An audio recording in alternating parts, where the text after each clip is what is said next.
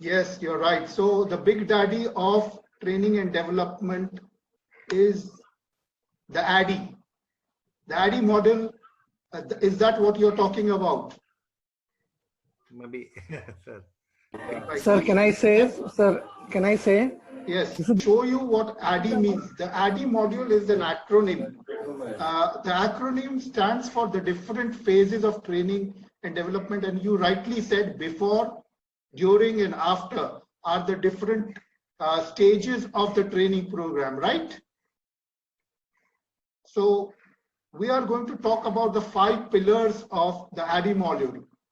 Anyone can tell me what is the first pillar? What is the first acronym or first process that you have to go ahead with when you are designing a training and Assessment of training needs. assessment of training needs? Yes. Anything else? Yeah, analyze. Analysis. Yeah, Analysis. Yes, sir. Analysis, which is the first step towards training and development design. There is another process which ADDIE model is also defined as. What is it called? Anyone can tell me? Training and development design is also called as. Anyone there? Excuse me, Rijwanji. Yes. I would request everyone to put yourself on mute until you are asked to speak something, because there is background voice. Can you please help them in muting themselves, please, Ashwini? Yes, I cannot find it out here. That's why I requested. Ashwini, I am muting them, but they are opening that. This is what please, I would like to request all participants to mute themselves till the time that they would like to speak. So analysis basically is the first step towards the design of a training and development. And the next process of ADDIE model is called instructional design. I'm sure most of you know instructional design, right?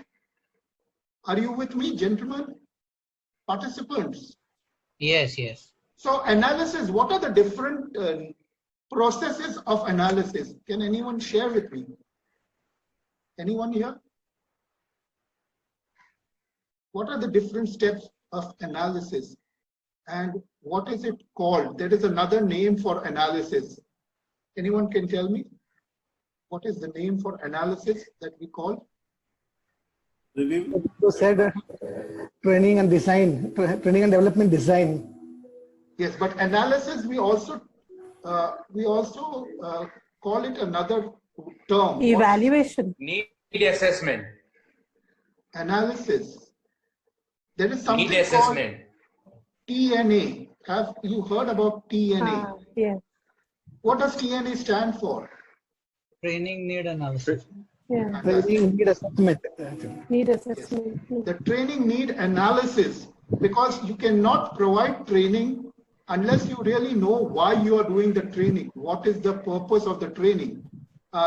Many a times, some organizations just do the training for the energy and entertainment and enthusiasm of their teams, but unless and until you have an objective in mind, you need to state the problem. That in some cases you have problem with the employees, they do not have the right skill set, or you need to set objectives and goals. The organization needs some objectives and goals that they need to set.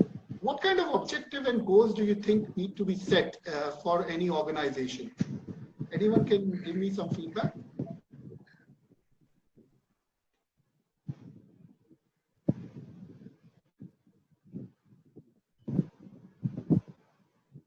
Can I? Yes, please. It can be enhancing their skills and their competencies and their knowledge. Yes. And a present performed job to the succession planning and the goals, micro and macro, is linking to their vision and mission of the organization.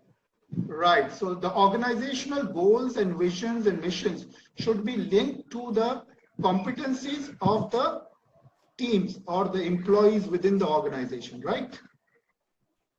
And you need to find the link and the correlation between the two.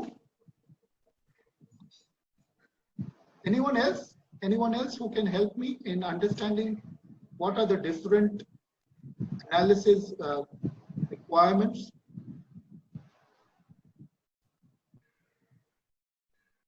Learning environment. Why do we say learning environment? Yes, sorry. Anyone? Hello. You have mentioned here the learner characteristics. So Yes. the basic thing which I found that is the basic knowledge and skills, the language, the communication, motivation, and all these things are the part of the target audience's characteristic which has been mentioned here. So that is also very important while analyzing to start the training part. Yes. So if there is a gap between what is the competencies required and what are the current competencies of those employees, am I right? Correct, you are right. Right. And then the last step is the learning environment. What do you think about the learning environment? We talked about it in my earlier module also, I suppose.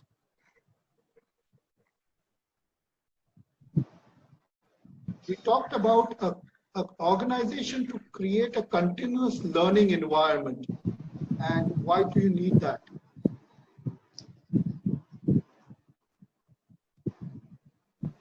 When you are in a competitive environment, where are new technologies that are constantly changing the competitive world, you need to upgrade your company to Correct. competitive to the new environment. So the learning environment in COVID, what is the new learning environment in COVID? Can you tell me?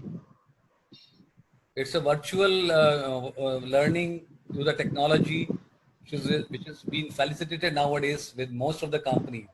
So that is a new learning thing which is coming up, the potential of the person and how we are going to evaluate it and how we are going to put it virtually. So there is a paradigm shift in the new learning environment. Correct. In the organization. So most of the organizations are no more in the office environment. All work is being done online, work from home. So that is a paradigm shift that all companies have to do in their learning environment. They need to skill their employees to handle virtual platforms, virtual working platforms. Am I right?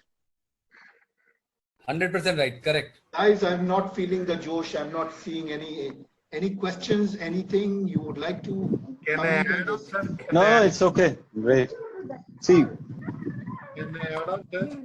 Yes, hello. Access to the digital tools, like what you are talking about, the new one like Maintain or Kahoot. In fact, I was not even knowing about it. But in related to the organization, it's the social emotional engagement, which is now very, very critical with whatever the manpowers are. So you mean that is deficient in the virtual platform? Is that what you're saying? Exactly, and that has to be sorted out. In fact, that we are trying our level best in that way to make a learning environment, particularly in related to AI modules. Right, right. I'm sure. Yes, because if you have certain advantages of the virtual platform, you also have its disadvantages. But because of the current scenario of the complexities of the environment, you are compelled to go on the virtual platform because you do not have any other option other than the virtual platform. Am I right? Absolutely, absolutely. For example, being a MBBS first year student, he is supposed to understand on-hand practical dissection of anatomy. Now, somewhere online, somebody is taking a video and putting it. Practically, it becomes very, very tough for him. The touch and feel is really missing it. Right. So now we understand that analysis of the gap, the need for training is very essential before you go ahead with even going to the second step,